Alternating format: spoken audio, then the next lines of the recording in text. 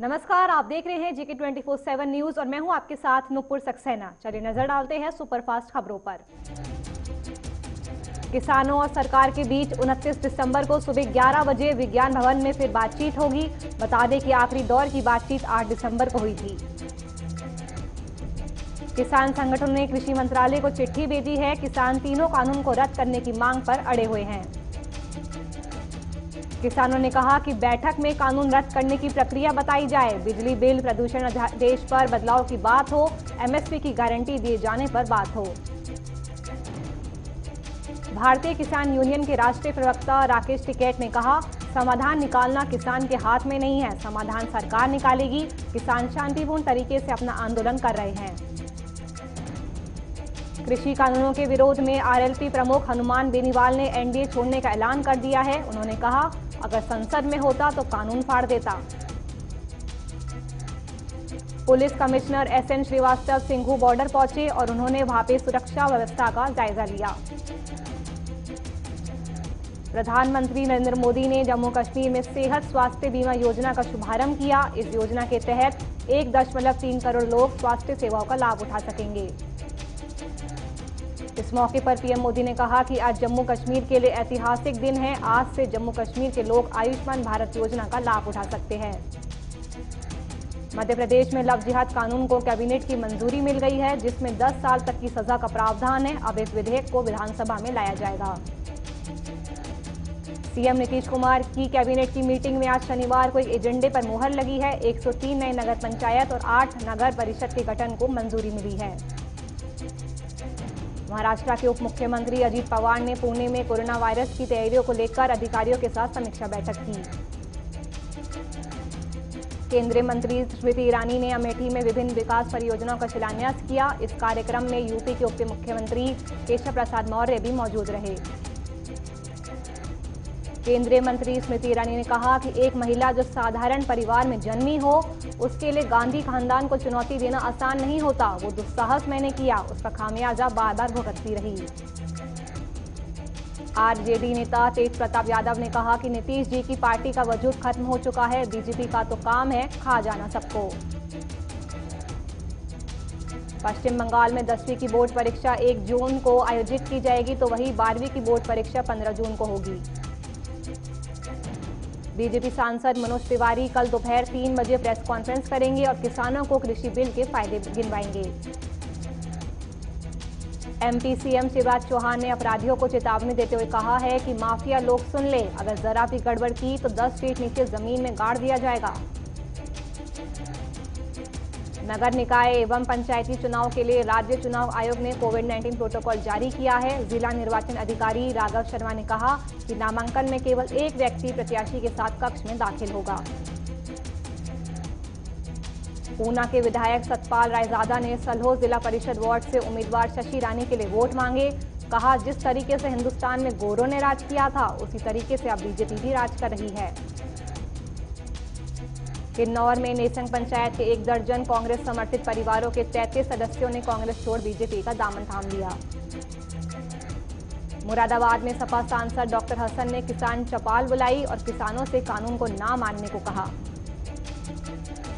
चामराजनगर में हो रहे दूसरे चरण के ग्राम पंचायत चुनाव की तैयारी की जानकारी दी गई। डीएम ने कहा कि 77 बसों के साथ 1904 पोलिंग अफसरों को तैनात किया जाएगा। बाराबंकी में शिक्षकों ने बेसिक शिक्षा अधिकारी के खिलाफ मोर्चा खोल दिया है। उनका आरोप है कि नियमों के खिलाफ जाकर उनकी नियुक्ति निरस्त की गई है। बागपत में घने कोहरे के चलते दर्जनों वाहन टकराए। हादसे में एक कर कुल 12 से ज्यादा कार टकरा गई। पूर्णिया में 5 तस्करों को पुलिस ने 480 ग्राम ब्राउन शुगर के साथ गिरफ्तार किया है। साथ ही 2 वाहन और 5 मोबाइल फोन भी जब्त किए हैं। अररिया में कुछ समय पहले 5,58,000 रुपए के लूट का मामला सामने आया था। एसडीपीओ ने मामले में एक युवक को गिरफ्तार कर लिया है। मुजफ्फरनगर में पुलिस और बाइक सवार बदमाशियों के बीच मुठभेड़ हो गई। पुलिस ने अपराधी के पास से एक बाइक, अवैध असला आदि बरामद किए हैं। यमुनानगर में नेपाली महिला के साथ गैंगरेप की घटना हुई। इस वारदात को अंजाम 5 लोगों ने घर में घुसकर उसके पति को बंधक बनाकर दिया था। बहराइच में लेखपाल का घूस लेते वीडियो वायरल हो रहा है। पीड़ित ने 4,000 रुपए की रिश्वत लेते हुए वीडियो बनाया था। सितारगंज में रोड पर गड्ढों की वजह से आए दिन एक्सीडेंट होते रहते हैं, जिस पर कांग्रेस नेता ललित कुमार आर्य ने कहा कि देहरादून जाकर उच्च अधिकारियों से बात करूंगा। दुनिया में कोरोना के कुल संक्रमितों की संख्या 8,19,34,024 हो गई है। वहीं इससे 17,56,939 लोगों की मौत हो गई है। अमेरिका में पिछले 24 घंटे में कोरोना के 98,000 मामले सामने आए, जबकि 1,197 मरीजों की जान चली गई। सऊदी अरब के क्राउन प्रिंस मोहम्मद बिन सलमान ने कोरोना वैक्सीन की पहली डोज ली है। ब्रिटेन में पैदा हुआ कोरोना वायरस का नया स्ट्रेन जापान तक पहुंच गया है। जापान के स्वास्थ्य मंत्रालय ने इस बात की पुष्टि की है।